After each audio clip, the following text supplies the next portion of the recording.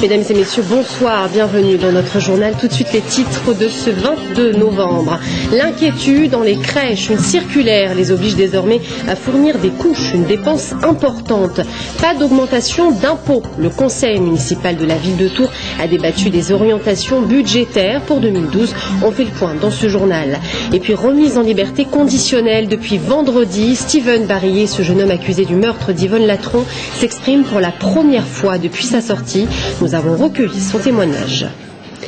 Les crèches vont-elles devoir payer les couches des enfants? Cette nouvelle mesure fait partie d'une circulaire de la Caisse nationale d'allocation familiale qui inquiète les municipalités en raison de l'important surcoût que cette nouvelle dépense pourrait engendrer. Quant aux professionnels de la petite enfance, ils estiment que cette mesure va être très difficile à mettre en œuvre pour des raisons d'organisation.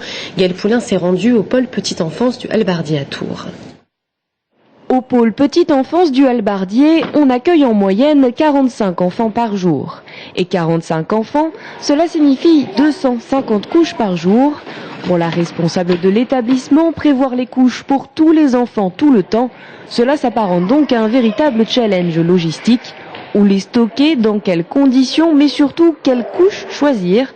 Car aujourd'hui, dans cette crèche, chaque famille apporte sa marque de couche, parfois pour des raisons de santé. Il y a des enfants qui sont allergiques à des marques de couches spécifiques et là il pourrait y avoir des problèmes pour certains enfants. Donc comment répondre aux problèmes d'allergie? Et on ne va pas pouvoir faire du cas par cas si on fait une commande groupée. Voilà. Quelle solution on aurait pour ces enfants qui ont des problèmes d'allergie à des marques de couches? Autre question, celle du budget. Chaque année, la ville de Tours accueille plus de 2000 enfants dans des structures comme celle-ci. Et selon nos estimations, l'achat des couches s'évaluerait à environ 437 000 € par an. Certains élus dénoncent une circulaire imposée sans concertation préalable, avec des objectifs cachés. Derrière ça se cache sûrement, en tout cas c'est ce que je pense avec plusieurs de mes collègues, un projet politique de dégoûter en quelque sorte les villes et les gestionnaires publics ou les gestionnaires privés non lucratifs, c'est-à-dire les associations, dans la gestion des établissements petite enfance, de façon à ce que le privé, les crèches privées maintenant, viennent sur ce champ-là. Contactée par téléphone, la direction de la CAF Touraine nous a informé que cette circulaire avait pour objectif d'uniformiser les pratiques au niveau national. Pour l'instant, la circulaire n'est pas mise en œuvre en Indre-et-Loire, la CAF ayant également précisé qu'un temps de réflexion était nécessaire.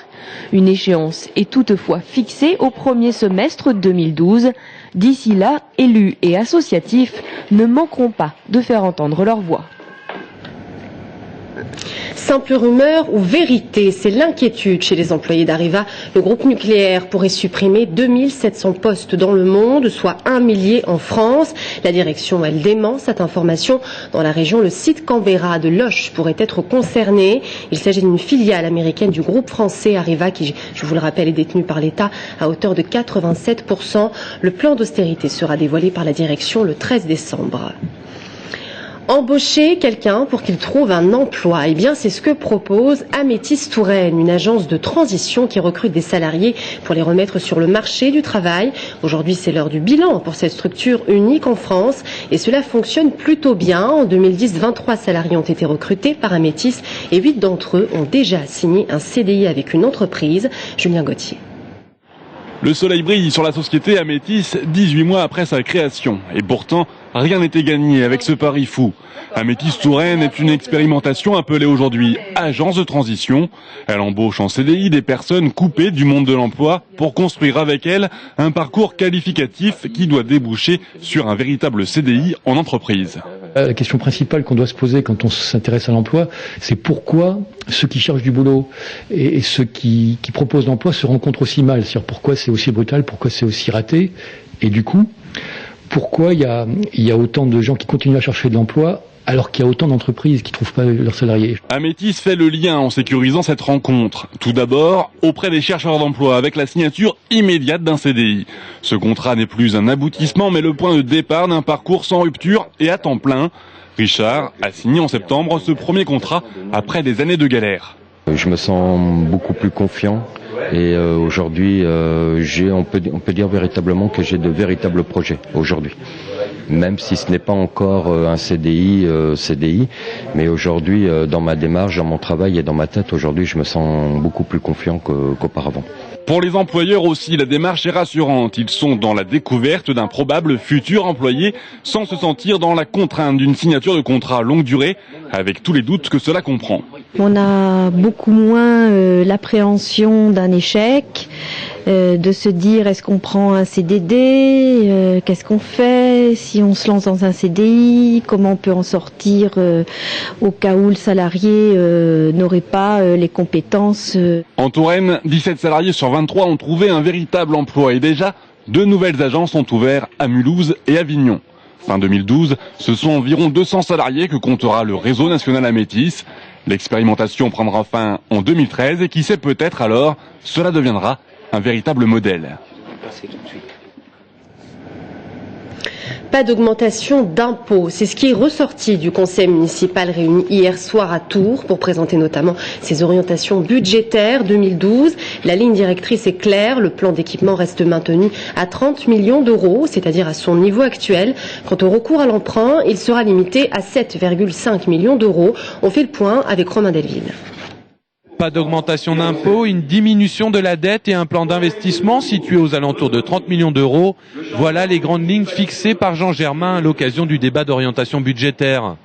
Mais pour en arriver à ces propositions, le sénateur maire le concède, il faudra diminuer en 2012 le financement de la majorité des services municipaux. Si on ne veut pas augmenter les impôts, diminuer les emprunts et continuer à faire des investissements, il faut quand même faire des économies sur le fonctionnement. Et les économies, ça ne veut pas dire sabrer des secteurs entiers. Nous appliquons une politique qui est plutôt de diminuer un petit peu partout, sauf le CCAS, le Centre communal d'action sociale. Peu de clivage droite-gauche, seulement des nuances selon la vingtaine d'intervenants hier soir. Et l'opposition de droite n'a pas échappé au consensus. Pour Sophie Oconi, la France vit au-dessus de ses moyens depuis 30 ans et la rigueur à tous les étages est selon elle salutaire. Les polémiques et les clivages n'ont plus leur raison d'être et n'ont plus leur place dans aucun débat, qu'il soit d'État, de collectivités territoriales et de collectivités locales. Il faut que nous allions tous dans cet esprit d'une forme de rigueur, aussi bien pour la mairie de Tours que pour les autres collectivités que l'État. De son côté, la conseillère municipale UMP, Françoise Amiot, considère elle aussi que la conjoncture nationale dicte les orientations budgétaires locales vers une stricte rigueur. Elle regrette aussi que les engagements financiers de la communauté d'agglomération, en particulier ceux liés au transport, ne puissent être discutés en conseil municipal. Il n'y a pas de véritable gestion de la dette, de renégociation des emprunts. On n'a pas de projection, effectivement, dans le courant de l'année 2012 par rapport à notre situation d'aujourd'hui et par rapport surtout à celle de demain avec des dépenses extrêmement significatives que toute notre communauté va devoir supporter. Et puis les difficultés économiques engendrées par la crise, mais générées par les grands travaux dont Tours a décidé de se doter actuellement. 3 heures de débat dans un climat assez consensuel devraient trouver leur dénouement le 21 décembre, jour du vote définitif du budget. Et lors de ce conseil municipal, la question des pavés chinois a été évoquée par l'opposition. Alors vous le savez, hein, la question donc de ces pavés concerne le tramway. Ce sont des pierres qui viennent de Chine. Voyez donc l'étiquette des palettes, vous le voyez à l'écran sur ces images. Elles ont été choisies pour réaliser des aménagements urbains le long de la future ligne de tramway. La conseillère municipale UMP, elle défend le savoir-faire français. On l'écoute. On nous dit ce qu'on veut bien, je dirais globalement nous dire, et qu'on n'a qu'une information partielle. Et c'est vrai, je suis intervenue, comme je l'avais annoncé, sur le choix qui a semble-t-il prévalu pour le granit chinois, la pierre chinoise, parce que il ne s'agit pas d'une prise de position telle qu'elle a été relevée systématiquement contre, et je m'insurge effectivement devant cette déformation de mes propos. Il s'agit d'une demande d'explication pour que les Tourangeaux sachent précisément ce dont il s'agit, donc d'une comparaison de prix, et en particulier, pourquoi ne pas utiliser nos ressources locales qu'on nous envie. C'est officiel, le Parti socialiste déclare 4 candidats aux législatives. Jean-Patrick Gilles sur la première circonscription de Tours et Marisol Touraine sur la 3e en Lochois, tous deux sortants, ainsi que Laurent Baumel sur la 4e en Chinonais et Claude Roiron sur la 5e de Tours Nord-Ouest. La 2e sur Amboise est réservée à un écologiste, sans doute Christophe Rossignol. Et puis à Loches, un employé de la piscine municipale se venge de ses supérieurs en remplissant leurs bouteilles d'eau d'ammoniac. Le tribunal d'Orléans a validé la décision du maire de suspendre cet employé des services techniques de la mairie, dit s'être senti harcelé par les ordres de ses supérieurs. Il a donc distillé de l'ammoniac dans les bouteilles d'eau des maîtres nageurs, les maîtres nageurs qui n'en ont bu qu'une petite quantité. Steven Barillet, en liberté conditionnelle depuis vendredi, s'exprime pour la première fois. Vous le savez, le jeune homme de 23 ans a été condamné à 15 ans de prison par la cour d'assises du Loir-et-Cher du meurtre d'Yvonne Latron, une septuagénaire en 2008, près de Vendôme. Atteint de la maladie de Crohn, une maladie grave, plusieurs experts s'accordaient à dire que le jeune homme n'était pas en mesure de supporter l'emprisonnement. Sa famille et ses proches étaient mobilisés pour sa sortie. Nous en avons parlé dans ce journal. Anaïs Michaud a rencontré Steven Barillet cet après-midi. Depuis vendredi, Steven Barillet tente de se réadapter au monde extérieur dont il a été coupé pendant 4 semaines. Il voit ses proches qui lui apportent toujours un soutien inconditionnel. Le jeune homme de 23 ans pèse actuellement 39 kilos pour 1m70 et reprend peu à peu des forces physiques et morales. Psychologiquement, ça va mieux, mais ça a été très dur les premiers jours. Et après, rester battant, oui, c'est dans mon caractère. J'ai grandi en étant obligé d'être combatif, donc oui, je suis combattant, mais je suis battant. Mais pas à n'importe quel prix, c'est très difficile. L'objectif pour lui à présent, c'est la préparation de l'audience devant la cour d'appel. Aujourd'hui, il faut regarder devant, sans pouvoir faire projet aucun au sujet de ma vie personnelle, mais en tout cas regarder devant par rapport aux épreuves qui vont s'annoncer par la suite. Et c'est ça, là, mon état d'esprit aujourd'hui, c'est celui-ci. Après, c'est de la colère, c'est de la haine, je sais pas, parce que je ne suis pas habitué au sentiment de haine, mais en tout cas, une incompréhension forte, très forte. De l'incompréhension face à cette justice qu'il compare à un véritable théâtre où se jouerait une pièce dans laquelle il n'accepterait pas le rôle qu'on lui aurait attribué. Il clame toujours son innocence et tente de se projeter dans l'avenir, même s'il a bien conscience qu'un éventuel acquittement ne permettra pas d'effacer ce qu'il a vécu. Il n'y a aucune possibilité de revenir en arrière sur tout ce qui a été détruit, que ce soit socialement, personnellement, amicalement, financièrement, professionnellement, sur tous les points. Son procès en appel devrait se dérouler au second semestre 2012 au tribunal de Tours ou Orléans, une tentative risquée pour l'accusé qui pourrait aussi bien être acquitté qu'être condamné à perpétuité. Et le sapin de Noël est enfin arrivé. Souvenez-vous, nous vous en parlions il y a quelques jours. La mairie de Tours avait refusé un épicéa en mauvais état pour son traditionnel sapin de Noël. Ce matin, place Jean Jaurès, le beau sapin de 10 mètres a été installé. Alors c'est une chambrésienne qui en a fait don à la mairie. Alors aujourd'hui, on a mis en place le grand sapin, oui, avec pas mal de péripéties, mais ça y est, on y est arrivé. La semaine dernière, on a déjà mis un, mais il était vraiment pas très beau, donc on a été obligé de l'évacuer. Et là, grâce à un don d'une personne de Chambray, on a retrouvé un autre.